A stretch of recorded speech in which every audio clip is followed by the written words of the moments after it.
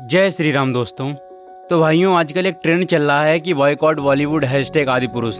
Video शुरू करने से पहले मैं आप लोगों से एक प्रश्न करता हूं कि आजकल बॉलीवुड में चल क्या रहा है, बॉलीवुड वाले दिखा क्या रहे हैं, और इसका जवाब आप लोगों को कमेंट बॉक्स में देना ही पड़ेगा।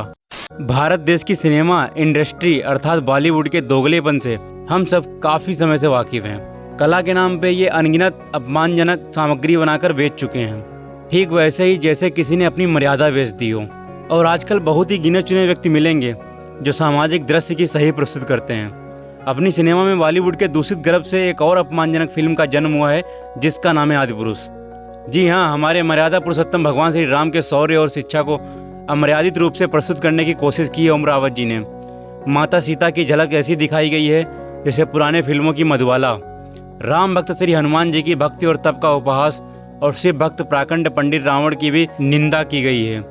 हनुमान चालीसा में ही अंजनी पुत्र के स्वरूप का वर्णन श्री तुलसीदास जी ने किया है। कंचन वरण विराज सुबेसा, कानन कुंटल कुंचित कैसा। अर्थात आप सुनहले रंग, सुंदर वस्त्रों, कानों में कुंडल और घुंघराले वालों से सुशोभित हैं। हाथ ब्रज और ध्वजा विराजे, कांधे मूल जनेऊ साजे। अर्थात आपके हाथ में ब्रज और ध्वजा है और कांधे पर मूंज के जनेऊ की शोभा है। इस फिल्म में दर्शाए गए हनुमान जी के चरित्र का इससे दूर दूर तक कोई मतलब नहीं है। विपरीत रूप से उन्हें चमड़े का वस्त्र और आधुनिक जूतों में दिखाया गया है। ये फिल्म अभी सिनेमाघरों में रिलीज हुई है, पर इस मूवी ने हमारी सनातनी भावनाओं को आघात किया है। कला का सही मूल्य तभी है जब वो जनता की भावनाओं का सम्मान करते हुए सच प्रदर्शित करे। इस फिल्म में ना ही श्री राम का स्वर्णिम व्यक्तित्व की झलक मिलती है, ना हनुमान जी की प्रेमपूर्ण भक्ति, सात्विक स्वभाव के हमारे देवगणों को चमड़ों के वस्त्रों में दिखाया गया है। मैं इस मूवी के डायरेक्टर से कहना चाहूँगा, क्या आपने आदिपुरुष मूवी बनाने से पहले रामायण सही से पढ़ी थी? जब हमारे घर में रामायण बैठाई जाती है, पाठ रखा जाता है रामायण का, तो 24 घंटे लगते हैं उसको पढ़ने में, और आपने 2.5-3 घंटे में पूरी रामायण बता दी।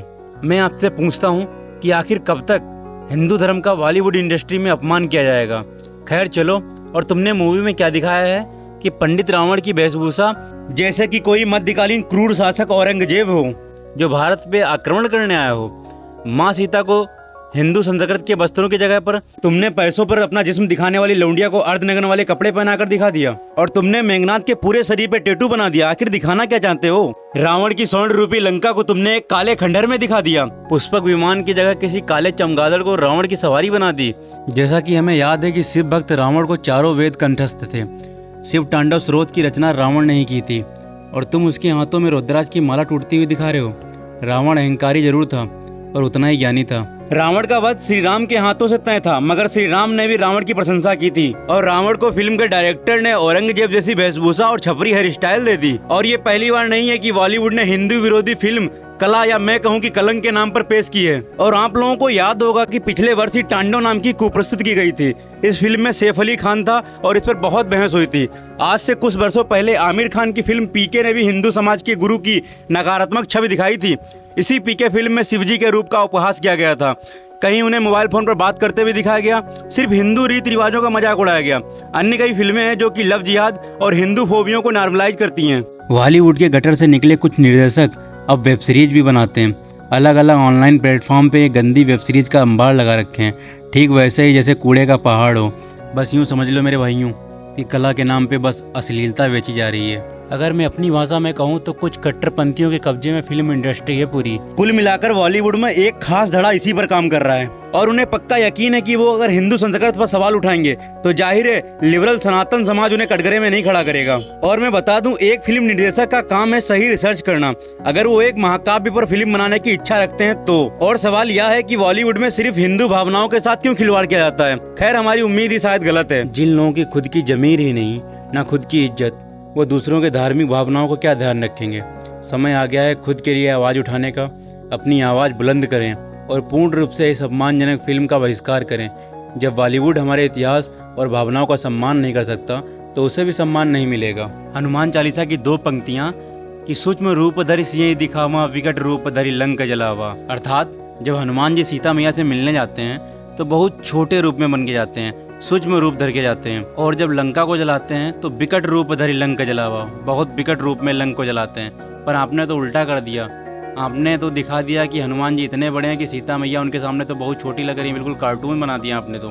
राघव ने मुझे पाने के लिए सिर्फ धनुष तोड़ा था, अब उन्हें रावण का घमंड तोड़ना होगा। राम भक्त हनुमान के सामने जानकी द्वारा कहा गया यह संवाद ही आदिपुरुष की कहानी का सेंट्रल थीम है।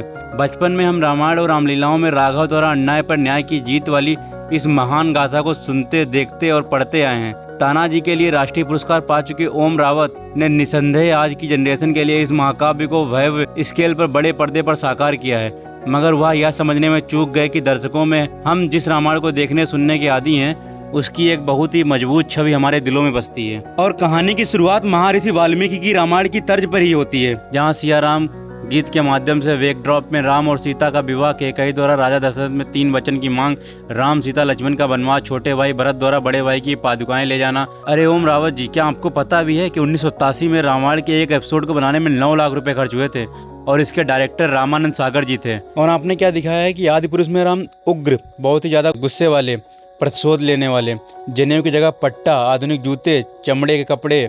मैं बताता हूँ प्रभु श्री राम के बारे में, जो कि बहुत सरल, शांत छवि, क्षमाशील, जनेऊधारी, खड़ाऊधारी, ऐसे थे हमारे प्रभु श्री राम। और मैं आपको बता दूं कि इसकी रचना में 2 वर्ष 7 माह 26 दिन का समय लगा था। रामायण का शूट 550 दिनों तक चला था। और श्री रामचरितमानस की बात करें तो राम शब्द 1443 बार और सीता शब्द 147 बार, श्लोकों की संख्या 27, चौपाई की संख्या 4608, दोहों की संख्या 1074, सोटों की संख्या 207 तथा श्लोकों की संख्या 86 है। ओम रावत जी, मैं आपको इसलिए बता रहा हूँ कि आगे से कभी भी कोई मूवी बनाना तो अच्छे से उसे पढ़ लेना, उस पर रिसर्च कर लेना, तब जाकर कोई मूवी बनाना। जय श्री राम दोस्तों।